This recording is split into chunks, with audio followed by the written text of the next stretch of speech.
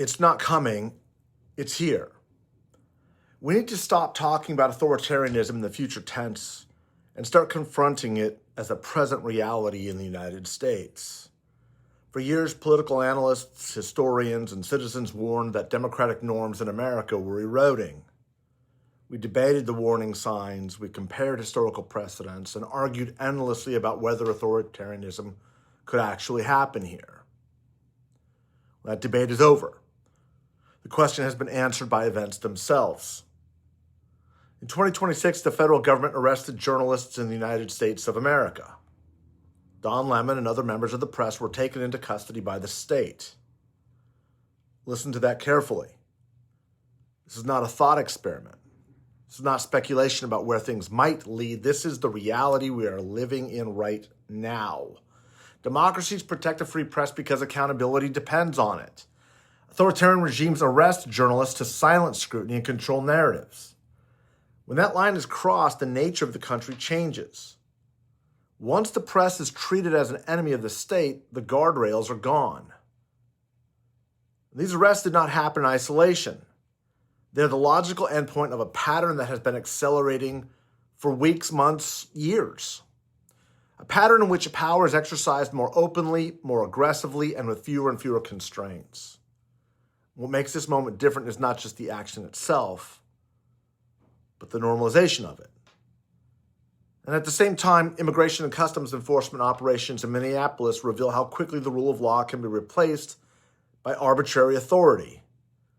American citizens, not undocumented immigrants, but United States citizens are being stopped, questioned, and detained without warrants or probable cause. They are targeted because of how they look or how they sound. When citizens can be subjected to state power without legal jurisdiction or justification, the Constitution stops functioning as a guarantee and it becomes a suggestion. Due process ceases to be a right, and it becomes a privilege granted selectively. And these agents are operating masked.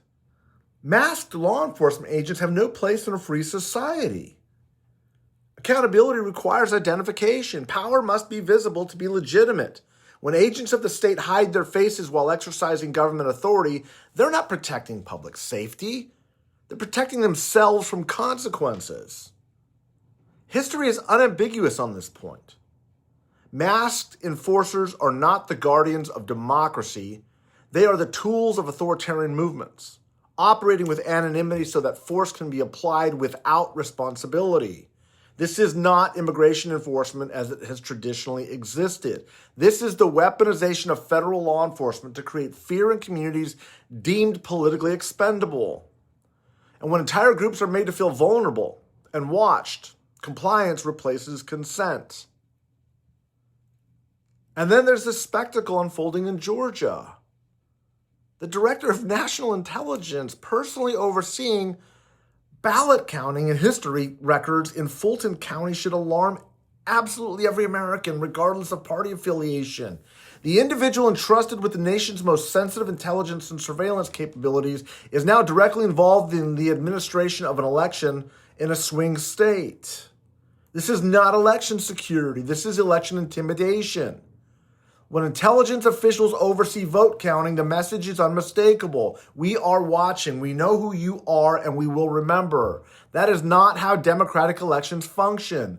That is how authoritarian systems preserve power while maintaining a facade of legality. Each of these developments on its own would be deeply troubling. Together, they form a coherent pattern. Journalists are arrested to eliminate independent accountability. Due process is ignored to normalize arbitrary power. Elections are transformed from democratic exercises into loyalty tests overseen by the security state. This is how authoritarianism takes hold in modern societies. The most dangerous myth is the belief that it cannot happen here, that American institutions are too strong or too exceptional to fail, that the people won't put up with it. Authoritarianism does not arrive with dramatic announcements or declarations of martial law. It arrives quietly through existing institutions. using legal language to justify illegal actions. It advances gradually enough that each new violation feels only slightly worse than the last. People keep waiting for the obvious signs: soldiers in the streets, mass arrests, formal suspensions of elections, while missing the transformation that's currently happening in plain sight. We keep asking whether we're overreacting, but journalists are being arrested. Citizens are being detained without cause. Masked agents are enforcing federal power without accountability. Intelligence officials are overseeing ballots. And at some point, our own denial becomes complicity. The conversation must change. We cannot keep warning about what is coming when it is already here. We cannot keep debating whether democratic norms are at risk while they are actively being dismantled. We cannot keep pretending that this is normal. Authoritarianism in America is not a future threat to be prevented someday. It is a present condition that must be confronted now. The question is no longer whether this can happen here. The question is whether we will acknowledge what is happening in front of us, or whether we will cling to the memory of a democracy that no longer exists in the form that we remember. It is not coming, it's here.